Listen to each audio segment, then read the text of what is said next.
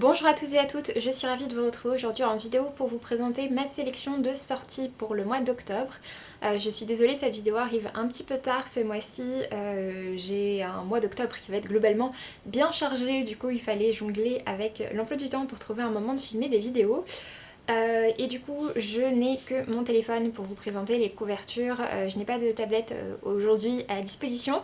Donc voilà, je sais que c'est pas l'idéal pour les couvertures et je m'en excuse, je vais essayer de vous mettre en barre d'informations la liste de tous les titres, je vais essayer de vous faire ça parce que ça prend un temps monstrueux, mais voilà, j'essaie de vous faire ça. Du coup oui, j'ai noté énormément de sorties pour le mois d'octobre, c'est vraiment la folie, mais il faut dire qu'il y a pas mal de suites de séries, pas mal d'auteurs que j'aime beaucoup qui reviennent avec des nouveaux titres, donc forcément ça me donne très envie. Donc voilà, on va démarrer tout de suite. Pour le coup, pour ce mois-ci, j'ai quasiment pas de poche à vous présenter, j'en ai noté un seul que j'ai du coup directement inclus dans le reste et c'est pareil, un seul graphique que j'ai inclus à la fin. Du coup on va commencer tout de suite, on commence par le premier. Dès le premier il y avait pas mal de sorties avec tout d'abord la sortie du roman Le Drakkar éternel par Estelle Faye aux éditions Scrinéo. C'est un roman jeunesse qui parle de vikings, d'aventures, de légendes et ce genre de choses. Ça me tente vraiment bien, j'aime beaucoup le travail d'Estelle Faye en jeunesse et en adulte et en young adulte et dans tout ce qu'elle fait. Donc voilà, du coup forcément j'avais très envie de le découvrir. Je ne l'ai pas encore lu mais ce sera a priori l'une de mes prochaines lectures. Ensuite, en date toujours du premier, on a la sortie du roman La communauté des esprits par Philippe Pullman, qui est donc la suite de La Belle Sauvage, qui est du coup la deuxième trilogie, donc la trilogie de la poussière, qui se passe du coup dans l'univers de À la croisée des mondes. Apparemment celui-ci se passe plus tard, je crois que le premier se passait avant. Du coup, il me semble que La Belle Sauvage se passe avant À la croisée des mondes et celui-ci se passe après. J'ai toujours pas lu La Belle Sauvage, je l'avais acheté en grand format, il était magnifique. La communauté des esprits a l'air magnifique aussi en grand format. Mais il faudrait quand même que je lise La Belle Sauvage avant. Voilà. Mais j'ai lu par contre À la croisée des mondes, c'est une série que j'ai vraiment trouvé intéressante, même si la fin est un petit peu bizarre. Ensuite, en date du premier, j'ai noté plusieurs sorties chez Hugo Roman. Tout d'abord, il y a la sortie de Falling Again par Morgane Moncomble, qui sort du coup en grand format le premier, en même temps que la sortie du coup de Nos âmes tourmentées, son précédent en poche. Morgane Moncomble, je l'avais lu avec son premier roman, donc Viens on s'aime, qui était plutôt sympa, que j'avais plutôt bien apprécié, mais c'est vrai que j'avais pas forcément envie de me lancer dans la suite qu'elle a proposé plus tard, qui était une sorte de spin-off. Mais par contre les résumés de ces deux titres là m'intéressent bien. Pour Falling Again, on est sur l'histoire de deux personnes qui se sont connues quand ils étaient enfants, qui étaient a priori amoureux quand ils étaient enfants. Ils vont se recroiser plus tard mais il ne se souvient plus du tout d'elle. Et pour ce qui est de Nos âmes tourmentées, pour le coup ça se passe aux États-Unis avec une jeune fille qui revient à Charleston, une ville qu'elle a quittée et dans laquelle elle avait promis de ne plus mettre les pieds, pour une histoire de succession et qui va rencontrer son nouveau voisin. Donc voilà. Et toujours en date du premier, toujours chez Hugo, mais cette fois-ci chez Hugo Thriller, nous avons le premier thriller de Colleen Hoover, à savoir Verity, qui va sortir. Colleen Hoover est une autrice que j'aime vraiment beaucoup dans la romance. Il m'en reste encore quelques-uns à lire d'elle, c'est pour ça que j'ai pas acheté ces derniers, même s'il y en a plusieurs qui m'intéressent. Mais c'est vrai que celui-ci m'attire bien du fait que ce soit un thriller, du fait que ce soit vraiment différent. En plus les retours sont pour l'instant vraiment chouettes dessus. Donc voilà, ça m'intrigue bien. Ensuite, une sortie forcément méga incontournable pour ma part, j'en perds mes mots. Il s'agit de la sortie du prochain roman de Brandon Sanderson qui est donc déjà sorti. Je l'ai vu hier en librairie, j'ai eu très envie de l'acheter mais comme je suis censée le recevoir, je ne l'ai pas acheté. Et il s'agit du coup de Vers les étoiles, le premier tome de Skyward qui est donc sorti il y a quelques années en VO et qui donc vient d'être traduit. Je savais que ce serait la prochaine traduction de Sanderson, donc j'avais vraiment super hâte de la voir arriver. On est ici du coup sur un roman je crois plutôt young adulte et qui se passe dans l'espace, c'est du space opéra, ça j'en suis sûre et certaine. Donc voilà, ça me fait super envie, comme d'habitude avec Brandon Sanderson. Le côté space opéra c'est pas ce que j'aime le plus, pour ma part je suis vraiment très attachée à la fantasy, donc chez Sanderson aussi c'est ce que je préfère. Mais pour autant je sais que ce sont toujours des récits super prenants et j'ai beaucoup aimé sa précédente série de SF young adulte, donc qui était Cœur d'acier, que je vous recommande très chaudement, qui est terminée en 3 tomes. Du coup voilà, j'ai très envie de découvrir Skyward. Le même jour d'ailleurs sort au livre de poche en poche l'intégrale de Légion. C'est une série que j'aime un peu moins, c'est du thriller policier, c'est ce que j'aime le moins chez Sanderson. Mais voilà, il y a l'intégrale qui va sortir. Ensuite, on a la sortie le 7 toujours du roman pas un roman, du livre Le dérèglement joyeux de la métrique amoureuse par du coup Mathias Malzieu et Daria Nelson aux éditions de l'Iconoclaste dans leur nouvelle collection Iconopop. Ils ont du coup sorti 3 titres, d'ailleurs les 3 ont l'air vraiment intéressants mais celui-ci c'est Mathias Malzieu et du coup ce sont des recueils de poèmes. Comme c'est du Mathias Malzieu, c'est accompagné également d'un album qui est prévu et j'aime vraiment beaucoup l'univers de cet auteur, donc voilà. Je l'avais noté de manière bien, enfin voilà, c'était bien noté qu'il devait sortir. Ensuite, en date du 7 également, il y a la sortie de Bépocalypse par Ariel Holz aux éditions de l'École des loisirs dans leur collection Medium Plus. Donc c'est un roman young adulte qui se passe du coup après l'apocalypse. Il y a je crois pas mal de créatures bizarres, de monstres... d'animaux qui sont devenus bizarres, etc. Ce genre de choses, enfin ça a l'air d'animaux mutants, oui c'est ça. Ça a l'air assez particulier, j'aime beaucoup l'effet, enfin les couleurs très pop, etc. Je trouve ça plutôt sympa. Je suis curieuse de lire ça. Ariel Holz, j'avais bien aimé la trilogie des Sœurs Carmine. J'ai pas lu ce qu'il a sorti d'autre après, mais voilà, celui-ci m'intriguait plutôt bien, donc comme on m'a proposé de le recevoir, j'ai dit oui. Après, en date du 8, nous avons la sortie de L'Hôpital des Sorciers par Catherine Coenza aux éditions Scrinéo. Je ne l'ai pas encore lu, comme celui d'ailleurs d'Ariel Holz, comme aucun de ces titres, même ceux que j'ai déjà. Du coup, L'Hôpital des Sorciers, c'est un nouveau roman de Catherine Coenza. On reste un petit peu sur le côté historique et policier, comme c'était le cas avec L'Assassin du Marais que j'avais adoré, mais cette fois-ci on part dans du beaucoup plus ancien puisque ça se passe en 1297 et avec une histoire avec des personnes qui vont être accusées de sorcellerie. À cette époque c'était vraiment pas bien vu, donc voilà, ça m'intéresse beaucoup. En date également du 8, une autre sortie qui m'intéresse beaucoup et un autre auteur que j'adore, c'est ce que je vous ai dit, il n'y a quasiment que ça au mois d'octobre. Nous avons la sortie du nouveau roman de David Brie, La princesse au visage de nuit, aux éditions de L'Homme sans nom, donc en adulte.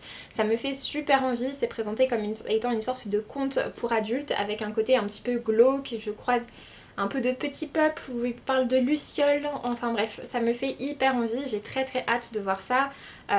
C'est marqué que c'est à la frontière entre imaginaire et roman policier. J'aime beaucoup le traitement qui est fait au niveau du livre. Les en-têtes de chapitres sont décorées et on a également des parties qui sont séparées comme ceci. Donc voilà, ça me fait super envie, j'ai hâte de le découvrir. J'avais adoré les 2 autres romans de David Brie. Toujours le 8, un autre auteur que j'adore, à savoir Patrick Ness, va sortir son nouveau roman chez Pocket Jeunesse et il s'agit du roman Burn. Je n'ai pas grand chose à vous dire si ce n'est que ça parle de dragons et de racisme et voilà, juste Patrick Ness, quel que soit le titre, enfin quel que soit le sujet dont il parle, ça m'intéresse et en plus c'est vrai que j'aime beaucoup les dragons et que les sujets autour du racisme m'intéressent, donc voilà, j'ai très envie de le découvrir. Ensuite on a le 8 également la sortie de d'Ombre et de Vengeance par Tommy Adeyemi qui est la suite de 200 et de Rage qui sort donc chez Nathan. Je suis censée le recevoir, on est sur de la fantasy qui se passe en Afrique, enfin une version alternative de l'Afrique avec toute une histoire de complot, de vengeance, de magie, de pouvoir, etc. Le premier tome était plutôt sympa même si j'avais trouvé quelques longueurs mais je suis curieuse de connaître la suite. Le 8 toujours, le seul poche que j'ai vraiment noté, il s'agit de la sortie en poche de L'École des soignantes par Martin Winkler. Martin Winkler, je sais jamais exactement comment on le prononce, donc ça sort chez Folio. Martin Winkler est un médecin et auteur très connu pour notamment son traitement des femmes en tant que patientes. Il a fait tout, donc son récit le plus connu c'est Le cœur des femmes qui parle, si je dis pas de bêtises, de violence gynécologique. C'est un auteur que j'ai vraiment très envie de découvrir, que j'ai jamais lu autrement que par des nouvelles. Et du coup, L'École des soignantes, c'est un roman c'est un roman d'anticipation dans lequel on a une version de ce qui serait une école de médecine parfaite pour apprendre justement à respecter et à soigner ce corps des femmes. Ça m'intéresse beaucoup, je suis très curieuse de voir ça et donc voilà, comme il sort en poche, je me le suis noté. Ce sera peut-être l'occasion de enfin découvrir ses écrits. J'ai noté également le 13, oui, puisqu'on a le début des romans de Noël qui arrivent alors qu'on n'est pas encore à Halloween. Du coup, j'en ai pas noté beaucoup, il y en a énormément qui sortent. Pour ma part, j'ai juste noté ceux d'autrices que je connais déjà pour d'autres choses. Tout d'abord, donc, Et nous danserons sous les flocons par Clarisse Tabar. Dans ce nouveau roman qui sort chez Charleston, on retourne à Valoris comme les 2 années précédentes avec ses romans de Noël, mais apparemment on va suivre d'autres personnages. Du coup, pourquoi pas. J'avais lu ces 2 autres, j'avais bien aimé, mais c'est vrai que je trouvais qu'on commençait à avoir fait le tour de ces 2 personnages-là, donc pourquoi pas comme ce sera sur d'autres. Ensuite, on a la sortie du second tome de La Ville sans vent par Éléonore de Villepoix. On est ici sur de la fantasy plutôt axée jeunesse. J'ai le premier tome dans ma pile à lire, il me fait super envie mais j'ai toujours pas pris le temps de le découvrir. Mais voilà, le deuxième tome avait été annoncé comme étant pour la fin de l'année, donc ils ont respecté ça. Et je trouve ça vraiment chouette que les tomes du coup sortent, ça garantit d'avoir la suite. Je crois que c'est prévu comme étant, enfin il me semble en tout cas que c'était prévu comme étant une duologie, je sais pas si ça a changé entre temps, mais normalement c'est prévu comme étant une duologie, du coup c'est la fin de ce récit. Ensuite, une autre sortie en date du 14 et une autre sortie qui a beaucoup fait parler d'elle. Il s'agit de la sortie de Idealis, donc À la lueur d'une étoile inconnue par Christopher Paolini. C'est pour ça qu'elle a tant fait parler d'elle, puisque Christopher Paolini c'est donc l'auteur de Eragon, qui est pour moi une saga extrêmement importante on va dire dans ma vie de lectrice. C'est une série que j'ai adorée, qui m'a vraiment marqué ma vie de lectrice et ma vie de lectrice d'imaginaire encore plus. Donc voilà, même s'il y a un tome 5 qui est prévu et que j'espère voir arriver, mais a priori pas avant plusieurs années, voilà, du coup je suis curieuse de voir Christopher Paolini dans autre chose. Vu le titre, apparemment c'est de la SF, du space opéra je pense. Donc oui, je suis assez curieuse de voir ce que ça va donner, je vais attendre je pense de voir quelques retours dessus avant de savoir si je me lance dedans. Ensuite, 2 sorties également le 14 aux éditions du Chat Noir, enfin il y en a plus que 2, je crois qu'il y en avait 3 et que la troisième, oui il n'y en a que 3, je sais plus. En tout cas il y a également la sortie du tome 4 de Elvira Time si vous lisez cette série par Mathieu Guibé, donc la fin de la série qui sort. Mais pour ma part j'ai noté 2 autres sorties, j'ai noté Sous les sabots des dieux par Céline Chevet qui est un titre qui se passe en Corée du Sud, si je dis pas de bêtises, et c'est un titre plutôt historique, une fresque historique d'aventure. Ça me fait super envie, j'ai beaucoup aimé le premier roman de Céline Chevet, enfin le premier aux éditions du Chat Noir, donc La fille qui tressait les nuages, que j'avais adoré, que j'avais découvert dans le cadre du PIB l'année où il a gagné. Et j'ai pas encore lu son roman qui est sorti là en début d'année, mais voilà, j'ai déjà noté celui-ci, il me fait bien envie. Et également le 14 va sortir dans leur collection des chatons hantés Vilain Chien par Morgane Cossarieux, que du coup je devrais recevoir et qui est une petite histoire d'Halloween avec des chiens et des esprits, si je dis pas de bêtises. Ensuite, en date du 15, une sortie très attendue puisque très repoussée. Il s'agit de la sortie de La mer sans étoiles par Erin Morgenstern, qui était l'autrice du coup du Cirque des rêves. Ça sort du coup chez Sonatine. Je n'ai pas trop regardé le résumé puisque je l'avais déjà lu et c'était assez confus. Le Cirque des rêves, on était quand même sur quelque chose d'assez onirique et apparemment c'est à nouveau le cas ici. Du coup voilà, je sais pas exactement de quoi ça parle, mais le Cirque des rêves ça avait vraiment été une expérience de lecture hyper particulière et que j'avais beaucoup appréciée. Donc forcément j'ai noté celui-ci, il sort du coup chez Sonatine. Il était prévu initialement je crois au mois de mars. Donc voilà, il a quand même été beaucoup décalé. Ensuite, nous avons la sortie le 15 aussi aux éditions Snag de Oxygène par Johanna Marine. Il s'agit de la réédition de son premier roman, donc Astronomie, qui était sorti chez De mots en flot. Pour ma part du coup je l'ai déjà lu dans cette première édition, le texte a priori n'a pas été retravaillé, c'est une histoire que j'avais vraiment bien appréciée, que je vous recommande. On est sur du post-apocalyptique, sur une histoire où l'oxygène est compté et devient une réserve précieuse et rare. Donc voilà, et le monde a complètement changé de par tout ça, c'était vraiment chouette, le rythme est vraiment hyper bon dedans et j'avais trouvé ça vraiment, vraiment très bon. Donc voilà, je suis très contente de voir qu'il va avoir une nouvelle vie avec cette réédition. On a également une autre sortie que j'attends que j'attends depuis 2 ans, la sortie du second tome de Chara par Charlotte Bousquet. Ce second tome s'appelle Les Voiles d'Azara et ça sort du coup chez Mnemos. Il s'agit d'un roman de fantasy destiné à un public adulte et du coup c'est la deuxième partie de la duologie Chara. Le premier tome était sorti il y a 2 ans et je l'avais lu juste après sa sortie, donc voilà, je l'attends avec impatience celui-ci depuis longtemps. J'aime beaucoup cette couverture, la première était déjà superbe. On est du coup sur de la fantasy plutôt orientale avec différents destins de femmes qui sont croisés. C'était vraiment super chouette et assez complexe par contre. Ensuite, une sortie en date du 20, il s'agit de la sortie de Les étoiles brillent plus fort en hiver par Sophie Jomain, donc un roman de Noël qui sort chez Charleston, je n'en sais pas plus. On a la sortie le 22 de Impact par Olivier Norek qui sort chez Michel Lafon. Pareil, je me suis pas du tout penchée sur le résumé. J'espère le recevoir. J'ai beaucoup aimé les précédents titres d'Olivier Norek. C'est un des rares auteurs de policiers que je suis avec autant de précision, avec autant de sérieux, on va dire ça. Mais j'aime vraiment beaucoup ce qu'il fait. Je l'avais découvert avec son roman qui parlait des migrants, qui était hyper intéressant. Celui de l'année dernière, Surface, était vraiment très chouette aussi. Donc voilà, j'ai hâte de découvrir celui-ci, j'espère pouvoir le découvrir. Ensuite, j'ai noté Vous ne nous séparez pas par Régis Delpech qui sort du coup chez Scrigneo le 22. On est ici sur l'histoire vraie d'une jeune fille qui avec sa mère se sont échappées du Vel'Dib et ensuite ont été des rescapés d'Auschwitz. Ça a l'air très poignant. Régis Delpech avait déjà écrit d'autres récits historiques qui traitaient de faits réels et c'était vraiment très bien fait. Donc voilà, je suis curieuse de voir ça. Le 22 aussi, un autre titre qui a été pas mal repoussé, il s'agit de N'aie pas peur, jamais par Baptiste Beaulieu qui sort aux éditions Investi, je sais plus exactement, Invenit, je sais pas comment ça se prononce, Inventit peut-être, je sais pas. Et du coup c'est de la poésie, donc voilà, ça change de ce que fait Baptiste Beaulieu d'habitude.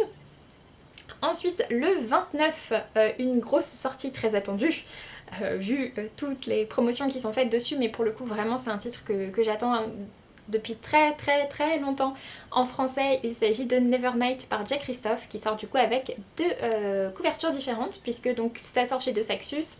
À nouveau, il propose une édition brochée et une édition reliée, donc en hardback collector, sauf qu'en plus de ça, cette fois-ci, les couvertures ne sont pas les mêmes, puisque du coup, il y en a une des deux qui reprend la couverture anglaise et l'autre la couverture américaine, si je dis pas de bêtises. En tout cas, c'est 2 couvertures qui existaient déjà sur le marché pour ce roman en anglais.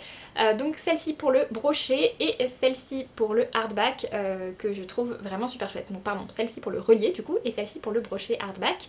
Je suis très curieuse de découvrir enfin Nevernight. C'est un récit dont j'entends parler. Je sais que c'est un récit qui me fait envie, que j'ai très envie de lire depuis très longtemps. Je l'avais même commencé en VO alors que je lis pas du tout en VO, mais voilà, c'était un peu trop compliqué pour moi à lire. Du coup j'avais laissé tomber et je vous parle de ça, c'était il y a déjà au moins 3 ans et ça faisait déjà plusieurs années je pense que j'en entendais parler, donc vraiment Nevernight c'est un récit qui me tente énormément et je suis super contente de voir qu'il arrive enfin en français. Ensuite, le 29 aussi, j'ai noté Vous faites quoi pour Noël? On se marie par Karen Ponte aux éditions Michel Lafon, donc la suite de son roman de Noël de l'année dernière, qui était vraiment le roman de Noël par excellence, qui était super drôle, super mignon, super décalé. C'était un vrai bonbon, du coup voilà, je suis très curieuse de voir cette suite. Et puis pour finir du coup sur cette sélection de sorties, une sortie graphique très attendue aussi de mon côté, et puis de la part de beaucoup d'autres gens je pense. Il s'agit de la sortie du tome 4 de la boîte à musique par Gégé et Carbone, donc qui va s'appeler La mystérieuse disparition, qui sort chez Dupuis le 30 octobre. Donc voilà, encore un petit peu de patience, mais il arrive tout bientôt. Sur ce, j'en ai donc fini avec cette vidéo, j'espère que ça vous aura plu. N'hésitez pas à me dire si vous avez déjà craqué peut-être pour certains des titres, si vous en avez noté d'autres, s'il y a des sorties que vous attendez avec impatience. Et puis pour ma part, je vous laisse donc et je vous dis à très bientôt pour une prochaine vidéo. Salut!